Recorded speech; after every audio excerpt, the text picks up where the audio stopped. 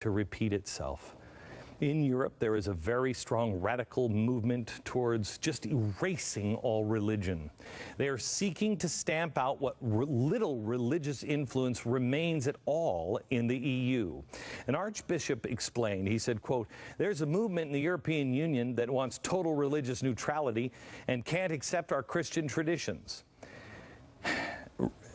Europe is steeped in religious history, but most of it is bad. The design of the EU flag, believe it or not, was inspired by the biblical image from the book of Revelation. You know, the end of days part of the book that depicted a woman clothed in the sun and the crown of 12 stars on her head. Well, I'm hoping we're not going to see that part of that book come to real life at a theater near you. But when you start stamping out God and you start worshiping false gods, you're in trouble. In the build-up to World War II, the same movement happened. It happened in Europe, and it happened here. It was the state competing with religion as the moral authority, and eventually nudge came to push and shove came to shoot. That's the way it works. Here in Russia, Stalin. He imprisoned thousands of religious leaders while the churches were closed. Nearly 40,000 Christian churches were closed. 25,000 mosques were closed down and converted into theaters and schools and warehouses.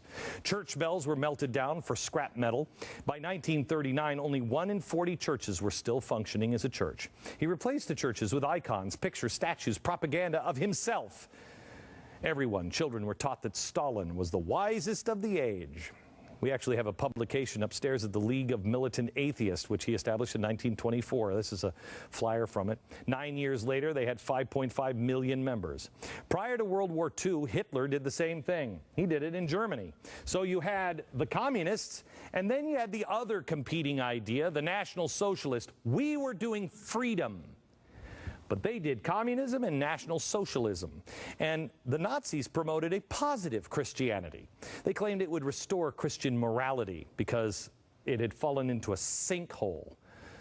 Well, privately, he despised Christianity. In his writings, he talked about how Christianity and National Socialism weren't compatible. He said, "We'll see to it that the churches can't spread abroad teachings in conflict with the interest of the state." In Hitler's ministers for religious affairs said this positive Christianity was not dependent on faith in Christ, but rather faith in the Nazi Party. Quote, "The Fuhrer is the herald of a new revelation." They were trying to make the churches, hear me carefully, National Socialists tried to make the churches an instrument of Nazi policy. So he attacked the German Catholic churches with propaganda, calling them disloyal, havens of corruption. People were forced to answer to the authorities on why they had betrayed the regime. Any of this sound anything? By 1939, more than 10,000 Catholic schools had been closed. The kids had to go to public school, the Nazi public schools. It was mass secularism, a total rejection of God. And I find it interesting, first of all, back to the flag in Europe, that there are 12 tribes of Israel, 12 little stars on their flag. And how many times have we seen the yellow star used before? How many times have we seen them sewn onto people's clothing?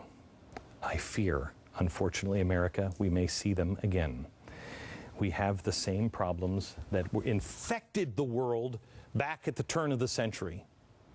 Unfortunately, it's happening here too. God is being driven out of the public square.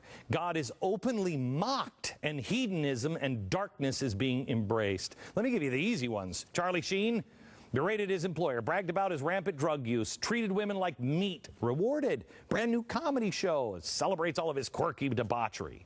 Kim Kardashian, famous, intentionally whoring herself out of videotape. That's what she did, a sex tape. Whoops, look who's famous now. She became more famous by dating the guy who said George W. Bush hates all black people, Kanye West. And then she became even more celebrated for getting impregnated out of wedlock and bringing a child into a guaranteed disaster of a relationship. And then there's the good old Anthony Weiner. While taxpayers were paying his salary with their hard-earned money, he was tweeting pictures of his wiener to random women on Twitter.